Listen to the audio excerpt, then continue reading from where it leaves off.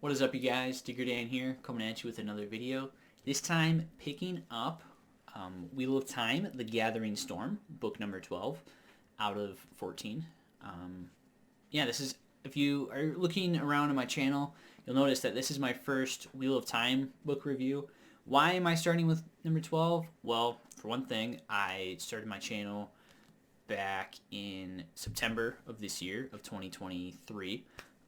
And I've been reading Wheel of Time over the last year and a half, almost 2 years now. And this just happens to be the most recent one I read. Eventually I would love to read the series over again. I'll probably start reading number 1 and doing a review once I read that again. But anyway, since it's the most recent one I read, and since I feel like I'm kind of getting the groove of things with reviews, I feel like I can finally start doing justice to my favorite book series of all time. Now, yes, that's big praise when I still have 2 to go, but that's how it is. That's how much I love this. So without further ado, let's dig into The Gathering Storm. All right, and for any of those of you who have no idea what Wheel of Time is and you are somehow watching this video, even though it's book number 12, thank you for coming, first of all. Please stay. Unless you don't want spoilers, then go away. But anyway, Wheel of Time is, like I said, is my favorite series I've ever read. Again, I have 2 books I have to finish, but still, it's been phenomenal up to this point. And it was written by Robert Jordan up until this book I have in my hands, because Robert Jordan unfortunately had cancer and passed away back in 2007, I believe it was. And so he couldn't finish the series, but thankfully he had a ton of notes. He knew what the big plot points were. He knew how it was going to end, and he had all this written down.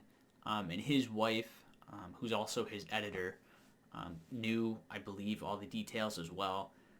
So Harriet, his wife, chose Brandon Sanderson, who's also listed on the cover here, to finish the series, and he did, writing the last 3 books. So this is the first one that Brandon Sanderson picked up where Robert Jordan left off. So yeah, with that little spiel, my opinion, you could kind of definitely tell there was a little bit of like a shift in the prose a little bit, and kind of the voice and the style of the writing. Particularly on the chapters following Matt. Matt almost seems like a caricature of himself a little bit. But it, in my opinion, didn't really take away. It's just a different writer continuing the story, right? So you're going to run into some of that. But I think at this point, this book, number 12, is still my favorite out of the entire series so far that I've read. I haven't rated all of the books the way I do now, with based off my 5 categories and doing average. So this book, for example, I rated as a 9.44, which I believe is the highest out of the 4 or 5 that I've rated this way. But yeah, because I read them and I kind of basically just did 1 through 5 stars, and I rated all of them 5 stars, kind of round up. Like I said, for example, this is 9.44. It's not 10, so it technically isn't 5 stars. But if you round up to the 10, it's 5 stars, right? Anyway, I'm rambling, but this book, in my opinion, is phenomenal.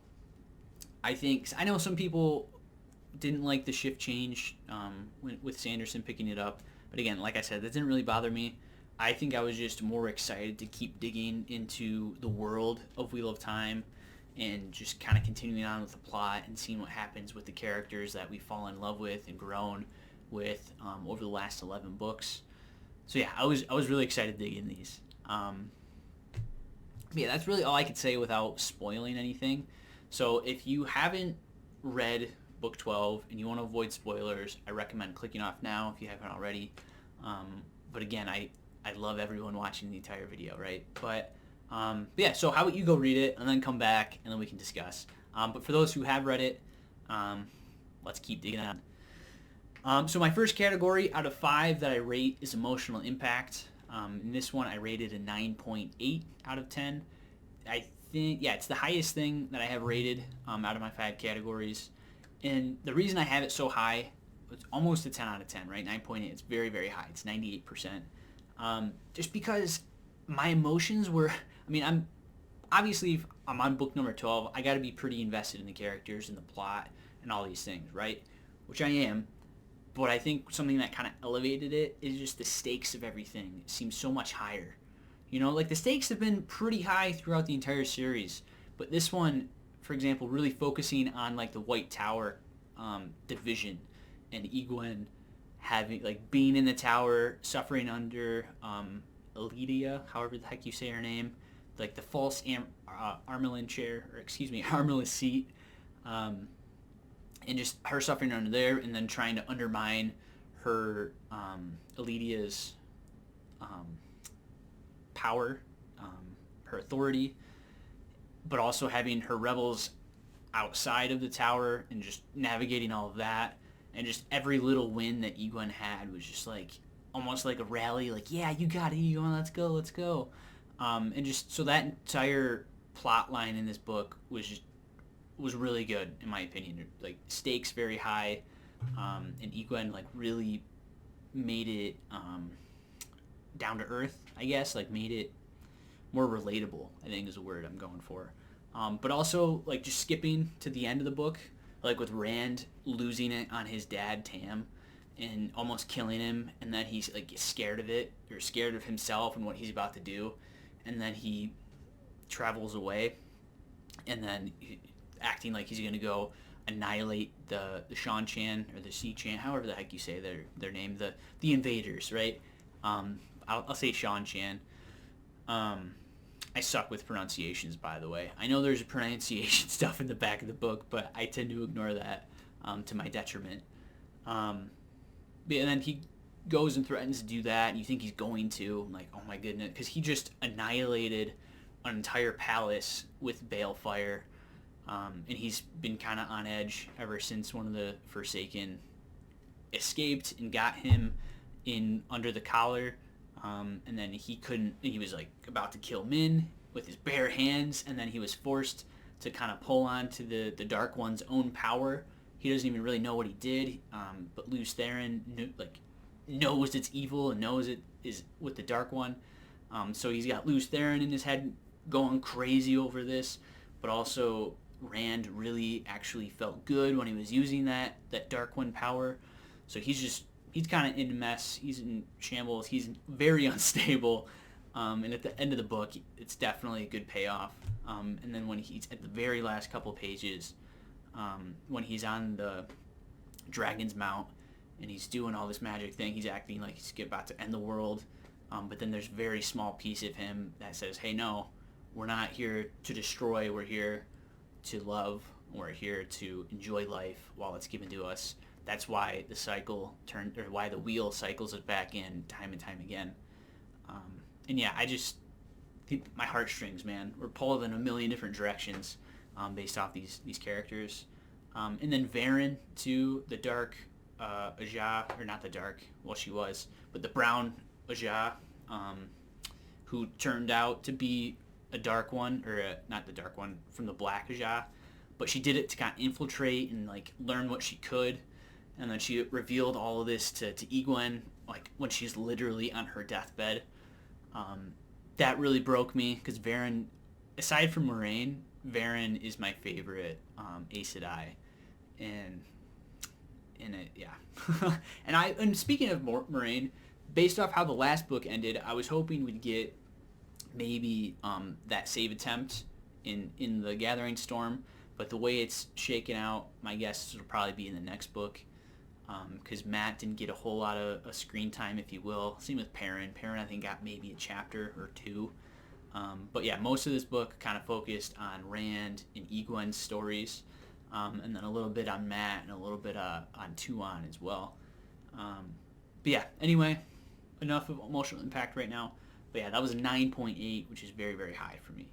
And then characters, 9.5, so again, very high. Again, this is book number 12, so I'm very invested in all these characters. I love pretty much each and every one of them. The ones you're supposed to hate, you do. Like, the Forsaken, they're all dicks. When Rand ended up taking out two of them this book, like, that was awesome. Like Semmerhage, or however you say her name, the one that actually got the collar on Rand, despise her, right? She does horrific things. Same with Grendel, however you say her name, the one that was in the palace that he just obliterated off the face of the earth. I mean, she's kind of a more low key, not in your face so much, but using the glamour and the compulsion, all that stuff.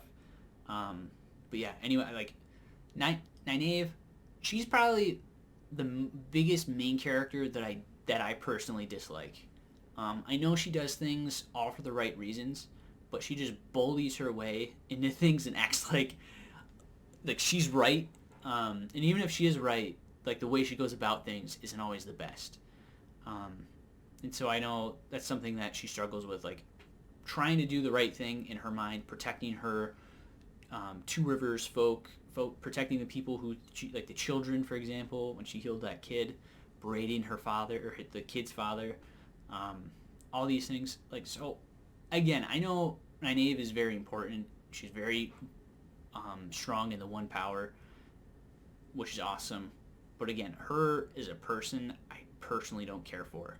Even though she's one of the only ones that can really make Rand feel emotion in this book, but she's still kind of a bitch. You know, like, for lack of a better word, she's still kind of not so nice.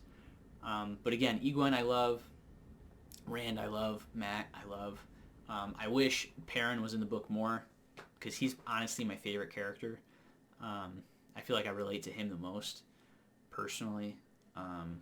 Yeah, and then with Tam being pulled in a little bit, especially at the end of the book, that was really good. So yeah, characters very, very high. Plot, this took a little bit of a dip, but it's still a 9.3. I was very interested and invested in this plot the entire time. Sometimes it definitely feels like it goes slow a little bit, but if you're not used to that by book 12, then you probably stopped reading a long time ago. Because there's definitely a lot of build-up, but I feel like this is one of the books where things started finally paying off, right? Because like we had the division of the White Tower for, I don't know, 5 or 6 books now, maybe more, and now it's finally whole again. Egwene finally did it. She's officially the Armelin seat from both camps, from the loyalists in the tower and the rebels that left the tower, but now they're combined. And then when the Shan-Chan came and attacked the tower and kind of like was that catalyst that forced the tower to kind of choose somebody else that wasn't Elydia, because she got captured, and they decided that Egwene's the best choice, and just her being kind of that glue that pulled it back together, that drawbridge, if you will. That was just so good to me. I think, yes, they did focus on that a lot more than some other points. Like not showing Perrin, not really doing too much with Mat. We had 5 or 6 chapters with Mat. But still, it was really, really good, in my opinion. That payoff is finally happening for a lot of these plot points. And then Rand, his progression kind of mentally, like him being broken by Simmerhage, and then him and Min's relationship really being messed up because of that. A lot of stress and strain because of that. And just Rand, he's taken everything on the shoulders. He has like literally the entire world on his shoulders, and he's starting to kind of shrug things off, and it's affecting a lot of people. Like it affected an entire country of I forget how to say it. What the heck is it called? I'm sorry. Arad Domain. I suck at names. Like that country, he went and to go track down Simmerhage, basically, or not Simmerhage, Grendel, however you say her name. And then he brought food to the people, and then it ended up going bad, of course, because the Dark One's touch is more powerful on the world than it's ever been since the breaking. And just things are starting to unravel. So then he just left. He's like, there's nothing else I can do. I already killed the Forsaken that I was here for. I have nothing else to do here aside from marching to the last battle, basically. And you can kind of see how that affects him and the characters around him. And he's just trying to do the best. Like, he's got to start making really tough decisions, and it's being shown, and I think it's good. I think it again, kind of emotionally, it really sucks. Like, I feel for those people that were drawn to him because he had food or he was bringing food, and then turns out the food went bad or the food isn't happening anymore, and now they're gonna starve. And Rand leaves. He's like, sorry, I tried. There's nothing else I can do. And that really sucks. And that's just kind of the state that the world is in now, which is crazy. So next section, or next topic I rate is dialogue and prose. This is the lowest out of the 5 at a 9, so it's still really high. But again, kind of like I mentioned with Sanderson taking over, there was a little bit of a voice change. But it's still like classic Jordan prose for most of it. At least I got that sense. Again, I haven't read any Sanderson aside from one book, Legion. It was like the many lives of Stephen Leeds. That's the only one I read of Sanderson. I haven't read any Stormlight. I haven't read any Mistborn. That is on the list, but I haven't done that yet. So I guess I'm not really too knowledgeable on his writing style. I don't know. So I think, and I did that on purpose. I wanted to finish The Wheel of Time before I jumped into Sanderson, because I know he's pumping out books like crazy. So I got a lot of his stuff to catch up on. Yeah. So I know some people really didn't like that, and I kind of felt that a little bit. Again, kind of specifically on the Matt chapters. But again, sometimes it goes a little too slow in my opinion. But when something is explained a lot, like in detail, like a castle, for example, oh, it's got the crenellations, oh, the banners are billowing in the wind, the color, like there's a reason. And I feel like every time I'm reading these things and it's like maybe a description in my back of my head's maybe going a little too long. It's like I think that for a second, but then I think about what I'm reading and I feel like I'm there. Like I can easily visualize everything. I don't feel like there's any details missing. Like sometimes when I read like Murtagh, when I read that, for example, I really wanted to like that book. I did do a review on that, so if you're interested in that book, go click on that video. But something that just in Plini's writing style is sometimes there's things that aren't included, right? So he kind of does like the highlights of it, you know? So I have an idea, but there's a lot to interpret in between the lines. Where with Jordan, in the way Sanderson interpreted Jordan's notes, like there's no missing anything, which I really enjoy. I know some people don't, but again, if this is book number 12, so if you didn't like it, you probably stop reading around book 6 or 7 like a lot of people do, where they kind of run into that slog. But yeah, anyway, dialogue and prose I did enjoy, but not as much as everything else. And then last category, in the world building, I rated that a 9.6.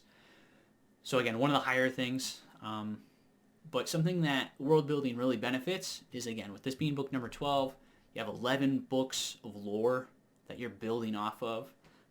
So the magic system's expanded a little bit, like Rand, for example, pulling on the Dark One's power instead of being able to use Sedin, because he had the collar on and Simmerhage forbid him to use it at that moment. So that was cool. That was adding to it. And then again at the end, him being on Dragon Mount. No one's been up there before aside from Lews Therin when he originally erected it and died there. Turns out it's a volcano. Cool, makes sense. At least that was my interpretation of the reading there, because there was like an open cauldron, bubbling, or it said molten rock. So again, in my mind, that's lava, right? So that's the opening of a volcano, right? So things like that were cool. And we kind of visited places that we really didn't so much, kind of like that Arend Domain that I talked about. And then we explore a little bit more of kind of some of the Shan-Chan lore, like with Tuon after her meeting with Rand, and then she officially names herself, and then claims that she's the Empress, and then changes her name. I forget what it is, but I'm still going to call her Tuon. So that was more interesting. And then something I sort of talked about it, but then them attacking the White Tower was freaking crazy too. And then the explaining that, like, the assassins, like the 5 assassins, and Like, they're not meant to come back. They're just meant to do as much damage as possible. Although we've only seen one. We saw one where What's-His-Face killed it when What's-Her-Face was healing one of his soldiers. And I know that's Brain, one of his soldiers. The old Armelin seat. I know, I'm sorry, I'm terrible with names, but I kind of have everything categorized in my head, or everybody categorized in my head. But so we only saw that one, so I don't know if that means the other 4 ended up dying during the assault, or if they're still hanging around the tower, just kind of waiting to strike. I don't know. That wasn't explicitly written, so I'll be really I'm really interested. I'm really excited for the next book, so I'm interested to see that. But anyway, let me go back through my notes. So again, Egwene killed it. She was awesome. She is such a strong character, and my feeling is that in the next book we probably won't see as much of her, just because she was kind of highlighted so much in this book. And that's going to be a shame. But again, I'm speculating. I'm not sure. And then again, Rand going off the deep end, that was freaking crazy. And then again, the Matt stuff. So Matt, like I was mentioned at the beginning, he kind of felt like a little bit of a caricature of himself, which I didn't care for, because I do love Matt. He is a great character. But especially like the Knight in Hinder Stap chapter, that was an insane chapter. Like him gambling to try to get all the foodstuffs for the army, that was really clever of him, and really smart. But just the way it went down, just the timing of everything, obviously it didn't work out for him in the end, at least for that original night. And then just the townspeople going crazy, basically acting like rage, or like roid rage villagers that have like no account for themselves and like self-harm and any of that, and just going freaking nuts. And then that was crazy. And then when they go back to the town the next day, all the townspeople that had their guts on the road and like their heads chopped off, all these things, they just wake up. Nothing wrong with them. The only blood that's in the road was one of Matt's red arms, who got gutted a little bit. And that was it. So just that whole chapter and the following chapter, the mayor explaining everything, that was crazy. But again, you can do crazy things like that when the Dark One's touch is more and more on the world, more evil things, more natural things are happening. The pattern is becoming unraveled. So again, just the state of the world is slowly edging into that chaos, kind of just showing more and more that the last battle is coming up very soon. So everyone's got to prepare. And I think we'll see even more of that in the next book. More people realizing, oh shoot, we got to go march to the last battle and save the world here. So that's my overall review of The Gathering Storm. I honestly loved it. There's not too much I can really say negatively about it, aside from just the transition from from one author to another. I stumbled a little bit, but still, I think without really looking in my previous ratings, this is my favorite book out of the 12 I've read so far of The Wheel of Time. So, yeah, what'd you guys think? Was this your favorite book? Did you guys not like it? What'd you guys think of Matt? Kind of his little author switch writing style. Did you guys think Rand is going to make it to the last battle? Just let me know in the comments what you guys thought about the book, or about my thoughts, anything like that. So again, thank you guys so much for watching. If you guys like this video, please hit like down below. Want to see more from me, Diggerdan, please hit that subscribe button, as well as that bell notification icon down below. And I will catch you guys in the next one. Thanks for watching, guys.